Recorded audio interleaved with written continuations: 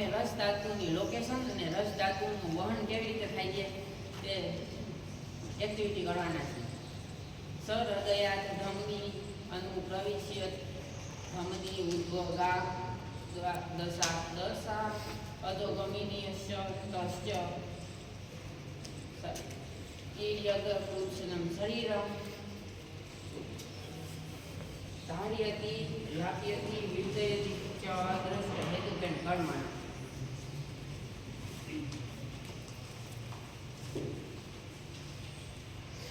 Twenty four ટાઈપ્સની ધમની હોય છે, જેમાંથી 10 છે ઉત્તર દિશામાં જાય છે, જે આપણે હેડ, બ્રેન અને અપર બોડીને રસ ધાતુ પહોંચાડે છે. અને આપણે જે સેન્સ ઓર્ગન છે ઇન્દ્રિય એને નરિશમેન્ટ પૂરું પાડે છે.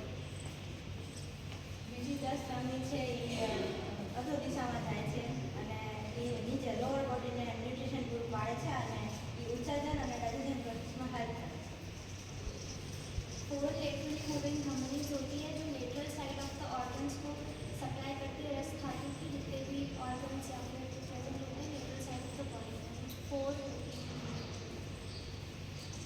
आज दर्पणति इति बालो मध्यस्थ विराल सर्वान्यो गृह्णाति. मतलब કે જે દર્પણતિ મતલબ બાળકોમાં મધ્ય અવસ્થાના લોકોમાં અને વૃદ્ધ લોકોમાં જે રસ ધાતુ છે એ ન્યુટ્રિશન પૂરું પાડે છે.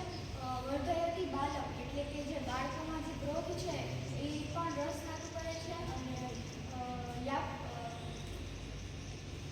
ધારયતી મતલબ કે જે મધ્યાવસ્થામાં ધારણ કરે.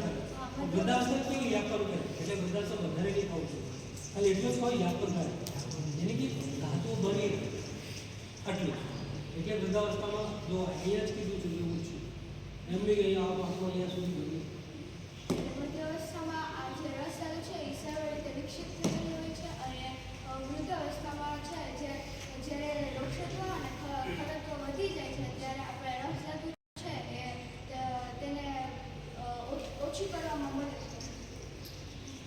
Okay thank you.